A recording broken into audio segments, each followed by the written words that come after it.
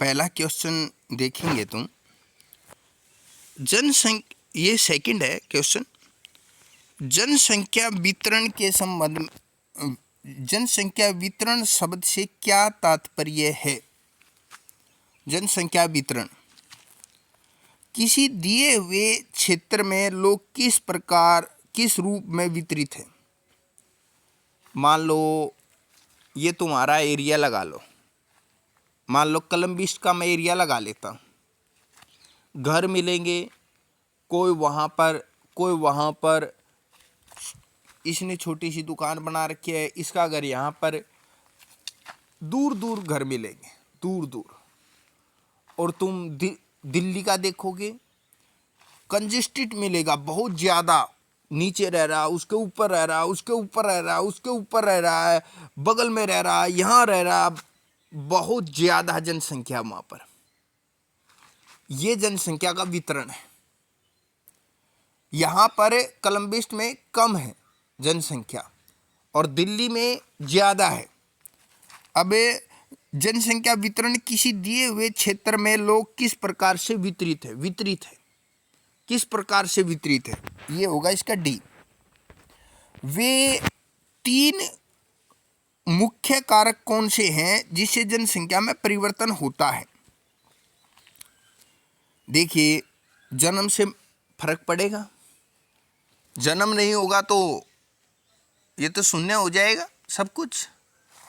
आदमी का जन्म लेना अच्छी बात है ना, ठीक है, जन्म तो आएगा, मृत्यु भी आएगी, मृत्यु का भी फर्क पड़ता है, और प्रवास का भी फर्क पड़ता है। जैसे हमारे देश के ज़्यादातर लोग अमेरिका चले जाते हैं, वहीं की नागरिकता ले लेते हैं। ये वहाँ की जनसंख्या नहीं बढ़ाते हैं, माइग्रेट करके गए वहाँ पर। समझ में आया? हमारे देश में अमेरिका के लोग कितने आए? कम, बहुत कम आए। समझ में आया? हमारे देश में तो नहीं है।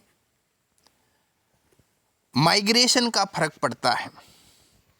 विवाह, अरे विवाह से क्या फर्क पड़ेगा? जनसंख्या में कोई फर्क नहीं पड़ता। और जीवन प्रत्याशा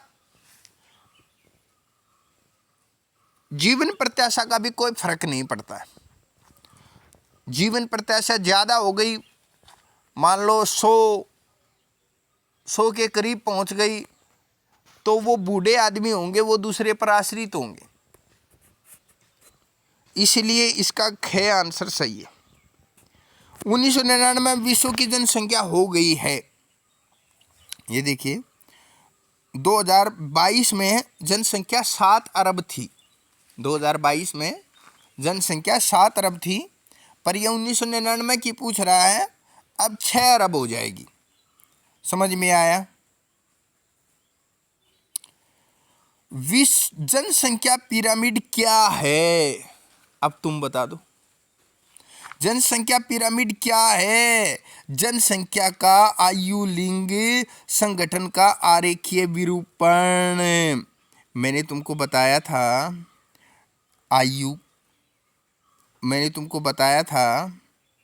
आयु को लेना है। आयु स्ट्रक्चर नहीं बताया था, 0 से 4, 5 से 9, ऐसे स्ट्रक्चर बताया था। और लिंग भी बताया था, कौन मेल है, कौन सी फीमेल है, उसका बताया था। जनसंख्या पिरामिड में जनसंख्या का आयु लिंग संगठन का आरेखीय विरूपण, वो ग्राफ बना दिया ना, इसलिए पहला आंसर सही होगा। समझ में आया? अब देखेंगे, एक क्वेश्चन है, कौन सा अभ्रक का उत्पादक नहीं है? भाई राजस्थान में तो कौन सा अभ्रक का उत्पादक नहीं है? झारखंड में होता है थोड़ा बहुत, राजस्थान में होता है, आंध्र प्रदेश में होता है, कर्नाटक में नहीं होता। ये आंसर होगा। समझ में आया? कौन सा आंसर होगा? ये आंसर होगा कर्नाटक। ओके। अब देखेंगे उद्यान कृषि का क्या अर्थ है। उद्यान कृषि का क्या अर्थ है? गेहूं उगा रहे हो? नहीं, उद्यान कृषि नहीं कर रहे हो। आदिम कृषि कर रहे हो? आदिम तरीके से, पुराने तरीके से नहीं, ये भी नहीं है। अब देखेंगे फूलों और सब्जियों को उगा रहे हो। अगर तुम फूल उगाते हो, अगर तुम फल उगाते हो, तो तुम उद्यान कृषि कर रहे हो। जैसे तुमने नारियल के पेड़ लगा दिए और नीचे फूलों की खेती कर रहे हो, ये तुम क्या कर रहे हो? उद्यान कृषि कर रहे हो। सुनहरा रेशा से क्या अभिप्राय है? सुनहरा रेशा, पटसन को बोलते हैं सुनहरा रेशा। समझ में आया? पटसन होता है, उसको सुनहरा रेशा बोलते हैं। समझ में आया? कौन सा प्राकृतिक रेशा है? Nylon, jute, acrylic. भाई प्राकृतिक रेशा पूछा है, ये एग्रीलिक, नायलॉन, ये आर्टिफिशियल है। प्राकृतिक कौन सा होगा? जूट। कौन विश्व में तांबे का अग्रणी उत्पादक है? बोलिविया, चिली, घाना, जिम्बाब्वे। भाई चिली होगा। चिली किस लिए जाना जाता है? तांबे के लिए। समझ में आया? चिली तांबे के लिए जाना जाता है। भाई तुमको समझ में आया?